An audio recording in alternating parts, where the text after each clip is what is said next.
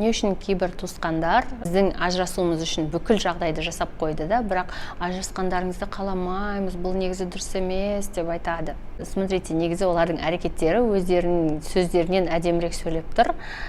Себебі на самом деле көптеген адамдар, қанша жерден біз оны туысқан, ой жақсы деп ойлаймыз ғой, бірақ көптеген адамдар өзінің ішінде неше түрлі травмаларымен өзімен өзі күресіп, солай өмір сүретін адамдар арасында, егер адекватныйлары бар болса, скорее всего, олар сіздің өміріңізге или вообще кіріспейді, ешқандай шатағы жоқ сізбен. Или бір совет сұрап барған кезде нормальный нәрселер айтады, яғни мынау былай деп, то есть факттарды айта алатын адамдар. Бірақ сіздің өміріңізге қатты кірісетін и как будто бы сырт көзбен қараған кезде вроде бы сізге жанашыр, вроде бы сізді жақсы көретін адамдар болып көрініп жүргенімен, олардың ішінде, мысалы, өзі ажыраса алмай жүрген адам кейбір басқа адамдардың ажырасуына ықпал етуі мүмкін. Қалай, мысалы, өзі тастап кете алмайды, күйеуін, бала-шағасын қорқады, өтеді, бітеді, бірақ сізді постоянно ажырасуға итермелеуі мүмкін. Ол подругаңыз болуы мүмкін, туысқаныңыз болуы мүмкін, даже мамаңыз болуы мүмкін. Ажырас, давай, ажырас, не қыласың, ондай адамды не қыласың деп,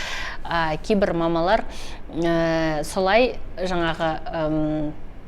ажырасуға ықпал жасап тұруы мүмкін. Бұның себебі неде? Себебі как раз в том, что сенің мамаң папаңнан кете алмай жүр, қорқады, ұялады, там неше түрлі нәрсе болуы мүмкін, бірақ саған, через тебя она хочет реализовать свою потребность развестись, уйти. И как будто бы, если ты уйдешь, көмектесеміз, жағдайыңды жасаймыз, деп неше түрлі нелер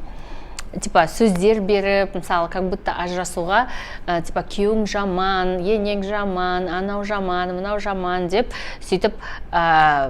прям отқа май құйып, сөйтіп сені семьяңнан алыстату үшін неше түрлі әрекеттер жасауы мүмкін. Әрине, бұндайлар көп емес, бірақ бар.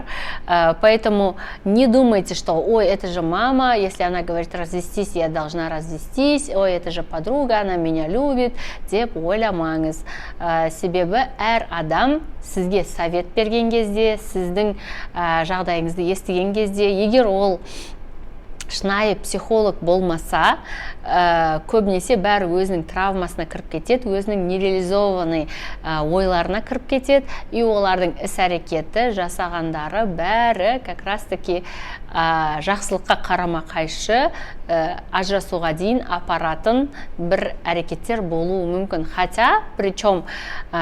конкретно сіздің өзіңіздің ажырасатындай нақты себебіңіз болмауы мүмкін, бірақ адамдардың ықпалымен сіз сеніп жүрген адамдардың, жақсы көріп жүрген адамдардың сөзіне сеніп, солардың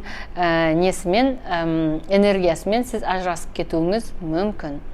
Егер де вдруг так случилось, что сіз все-таки соған басында түсіне алмай, то есть солардың сөзінен шыға алмай, все-таки ажырасып кеттіңіз,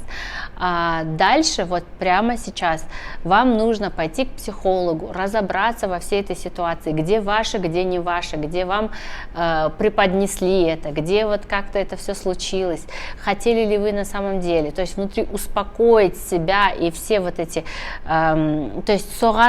солардың ықпалына сеніп кетуге не себеп болды, сол себептердің бәрін шешкеннен кейін, я вам рекомендую, если вы все-таки любите мужа, если вы любите, хотите с ним вместе дальше жить и продолжать свою жизнь, ешкімнің сөзіне қарамай, ешкімнің айтқанына сенбей,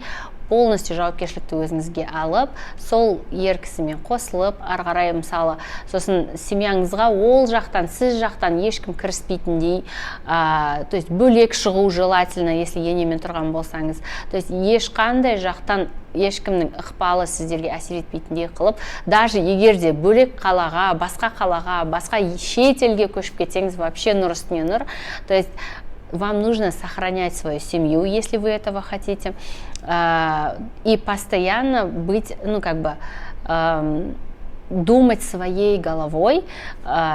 перед каждым решением, не советоваться со всеми подряд, а желательно советоваться с экспертом в этой области, у которого нет заинтересованности, чтобы там вы с ним оставались или вы с ним развелись. Сіз ақша төлеп, лучше советті дұрыс білетін, адекватный адамнан алған жөн.